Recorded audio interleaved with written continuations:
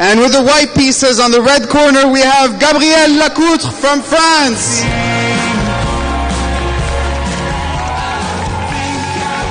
This is the under 95 kilograms.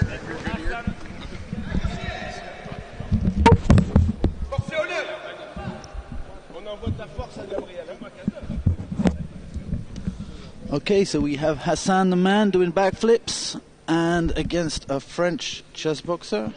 This is Pierre. Pierre, vive la France! Is that right, Guillaume? With a French, with a red shirt. All red right. jersey. First things first. While this game gets started, we'll talk about the opening. But I'd like to introduce myself, and I'd like to introduce my co-commentator tonight. My name is Matt Thomas. I'm from the United States. Unfortunately, the only American here this weekend. Why unfortunately? We like things that are unique. No Team USA. We're going to do better next year. But I'm sitting next to the GOAT of chess boxing, the undefeated, the recently featured in a film doing the rounds at film festivals all over the world next year. Fingers crossed. Yeah, Carl, how you feeling? You ready for these? I'm feeling great. I'm just really worried that if I have to stay a week, how many kilos I'm going to put on because of the pasta and the pizzas and the. Don't forget the gelato. It's a sin to forget the gelato. Oh, I got the Aperol Spritz to think about too. And a massive shout out to Volfango, the organizer for this World Championship. We are in beautiful Riccione, Italy. How'd I do? Did I get it? I think you got it. I got it. All right, cool. Next time it has to be in Rimini. It's easier to pronounce. All right. Yeah, good call. Yeah, we'll do a little tour of the world, and drop in the comments if you want us to come to your city, if you want chess boxing to come to you. Let us know. But let's dial in here. We have the opening underway. It looks like we've seen at least a pawn come off the board. What do you make of this position? Might be a second one there with that Queen C8. He's no longer defending the pawn on E7, so. Just the rook can just sort of come up and sway out. So that's being protected. You saw it. Yep. So rook E8 protects that pawn that Carl was just talking about. Okay. So what? And now we've equalized. Now we've gone back. And he blundered a. Yeah. A piece. Blundered a piece. So he's down 3. Hasan, I think at this point is a good moment to slow down. Even if you're down on, I know it might seem counterintuitive. But just regroup, just make the guy panic that, everything's going to be done on the boxing now, right? So by slowing down the pace, all that psychology before the first rounds happened is just going to be, all that more felt. That's right. And he is already down on the clock about 25 seconds. So he might be feeling that time pressure a little bit. He might be feeling both the time and the positional pressure that he's behind on points, he's behind on time going into this first boxing round. So with your chess boxing experience, if you were in Hasan's position, what would you be thinking going into this first chess boxing round? Well, it's also I just I'm thinking of chess boxing is chess boxing and time. There are 3 actors in this show, right? Mm-hmm. There's not only 2. So you're losing on 1. Boxing, we have to wait for it. Just slow down. Okay, it's not the end of the world. You can't really count up the chess at this point, right? So, and that's an illegal move that you'll have to be taken back. So right as that bell rings, we have one illegal move. He marks it, and off the fighters go to their corners. Now, this is the first time in chess boxing history that I've seen the board actually outside of the ring. I like this setup that Volfango concocted. He is a showman, if nothing else. He knew how to set up a very cool venue for our World Championship this year. And both of our fighters are making their way to their corners. Our French fighters in the red corner, our German fighters in the blue corner. Gloves are coming on. The headgear is staying off. We are in main event regulations here, so no helmets. But there are rumors around the ring that you may be competing in a newer chess boxing rule set called Chess Boxing Light. Can you confirm or deny? I can let it float as an idea before to create a bit of a suspense. But yes, I'm not sure I have an opponent yet, and I would prefer to fight somebody maybe around my chess level who hasn't want to fight yet and wants this lighter version, rather than I think the show is off, and we kind of have to put our attention back. That's right. Like a raging bull, Hasan comes out like crazy, like we know him. Like German Hasan, fighter, yes. Like we've seen him in Paris, like we've seen him in SED. He comes out guns a-blazing, swinging hard. He really likes this peekaboo style. He reminds me a lot of Joe Frazier.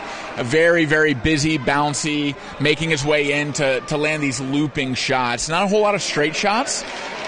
He really comes in with these overhand rights, these weird angles, very unique style that Hasan has. I must admit that Gabriel is taking it extremely well and staying focused. I'm seeing his focus. He's taking the punches. He's not deflecting his eyes from Hasan, and he's basically waiting maybe. Yeah, the problem with Gabriel right now, though, is that he's pushing more than he's punching. He's just trying to push Hasan off over and over again, and he's eating shots when he comes back in. It's not working. He needs to create space and then throw the jab, make him respect the jab, keep the distance between him and Hasan, so he's not always up in his face, landing these hooks again and again. This is a one-sided round so far. It's definitely one-sided. I'm just thinking, oh, well, there you go. There's some counters. Oh, he's taking it for the show. He's taking it to give a big overhand right. And another. Okay. It looks like they're just opting to trade now. I think the ref is right in not stopping it because each of them are taking big blows, but they're giving them back. It's true, and it doesn't look like these are actually doing serious damage. Gabriel's doing a decent job of rolling with the punch, not going into it. He's absorbing it, and Hasan, I don't think he feels pain. Does he know the meaning of the word? I don't think so. But this is definitely, this is a show. Talk about entertainment. This is back and forth. This is what you want when two chess boxers enter the ring. It's shot after shot, missing. There's definite fatigue here. I think maybe both fighters showing some of their experience. These are two of our newer fighters. Gabriel is new to the ChessBoxing France team, and Hasan is in his third fight.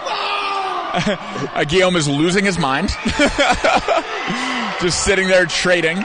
This is one of the best. Gabriel is no longer really throwing punches. He's making it look like he's throwing punches, but there are not hips or shoulders in it.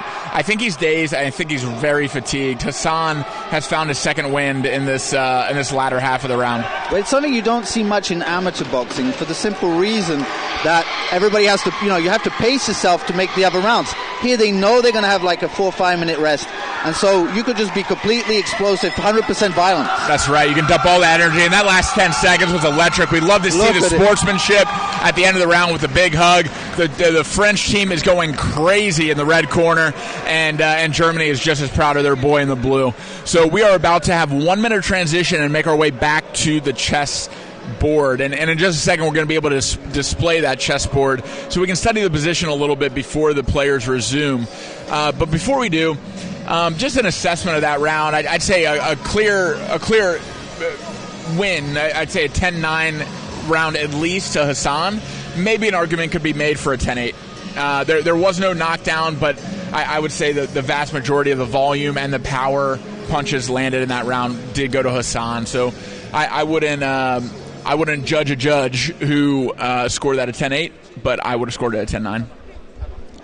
I would probably agree with that. I tried to take it outside, extract it from the quantitative on this point. For me, that was just more of a show on how it's going to affect the chess.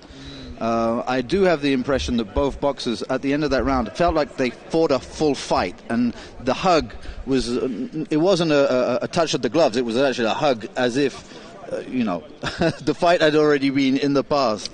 Yeah, and we love that kind of sportsmanship. It's such a small community. We're tight knit. We're fighting friends here, and so that's an important thing to remember when you're watching these fights. And you can also see the effects of that boxing round all over the face and the heaving of the chest. Especially look at Gabriel, that big chest breath, man. One of the things my year when I fought in 2018.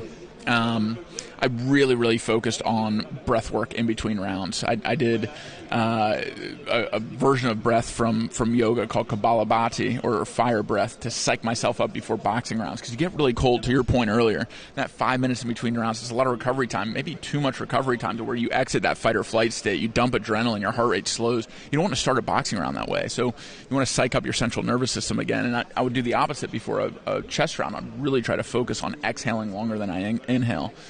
Signal to my central nervous system it's okay to exit fight or flight, dump adrenaline, and move my body and my brain's resources back to the part of my brain that's better at playing chess. So I'm not playing chess from my primal part, my caveman part that knows how to fight, playing chess from the part of my brain that's good at visualization, good at pattern recognition, good at thinking moves ahead.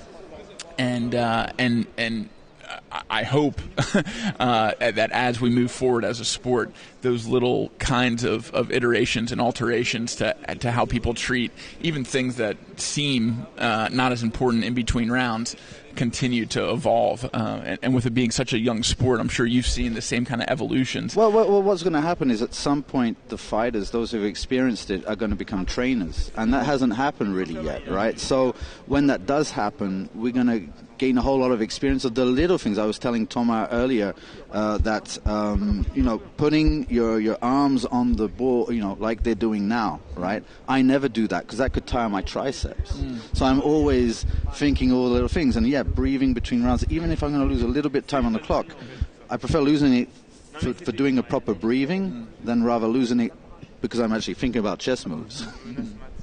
Great points. Those little tricks can make all the difference. And we said earlier, it's not just chess, it's not just boxing, it's not just time either. It's state change management. How do you transition between two opposite activities? How do you control your brain? How do you control your body to be able to perform to its best ability when you're doing each opposite expression? 10-second count. Hasan still got 29 seconds, so is gonna go through that round. We're gonna see another round of boxing. And there's the bell. We're coming back to the boxing ring. And sorry we didn't have the DGT active during that round. We couldn't talk too much about the chess. We are in and out of technical difficulties with the chessboard. Just like in mainstream chess, sometimes that happens. It's not a perfect science here. There was a lot of things hanging. The king, Hasan's king, was slightly in danger, I think. But the main thing here is the time. There's like a 2-minute difference, and Hasan's down to 28 seconds on the clock. So there won't be. I think that this has to be the last round of boxing anyway. I'm not sure. Yeah, and just to circle back to that same time component, if last round was urgent for Hasan in the boxing ring, knowing that he was behind on pieces, now it's even more urgent. It's very unlikely for Hasan to make it out of this next chess round, so we're going to see him come out knowing he needs to finish the fight in this boxing round. Have they got fatigue from the last round? Have they recovered during? What do you think? Like there are certain states, certain cardio systems. Oh my God! Huge overhand right lands for Hasan. Another right lands. That looping overhand right. Oh my God! Another straight to the chin. Gabriel just keeps eating them again and again. Oh, he's down. That overhand right keeps landing and finally put Gabriel, the French fighter, off his feet onto the ground. We're in the first 30 seconds of this round. There are 2.5 minutes left for Hasan to be able to finish this fight. But that might have been, that energy system, which is that, 10 to 15 second explosion. And maybe the other energy system, the one that comes after that, not the aerobic, but the one in the middle, maybe he will feel tiredness in about, say, 30 time seconds. will tell, but there's another stoppage. Another big right hand lands, and that's 2 stoppages in this round. That's over in this one. It's only 2. And there it is. It ends in the first minute. Hasan able to save himself from timing out on the chessboard, able to save himself from a chess position that was lost, and able to finish his French opponent by TKO. First, a knockdown, clean knockdown off his feet. Second, the ref steps in. Gabriel was no longer intelligently defending himself, and those overhand rights were landing again and again. Good call by the ref to call that one. Very difficult style to deal with, especially that there's a lot of head going very low. So, even the ref doesn't really know what to do with that, and you don't see the punches coming. it's a little bit style, but it's styles make fights. I would have loved to see more uppercuts from Gabriel. I think what was missing from his defense was a step back rock step and using his hips to throw an uppercut. I think if he caught the chin, he would at least make Hasan respect that he shouldn't bull rush with his head down. And maybe would have landed something that would have stunned or further fatigued Hasan. Most definitely. Yeah, a bit of a sidestep, a bit of a footwork, some kind of management other than what was predictable from him after the first few minutes.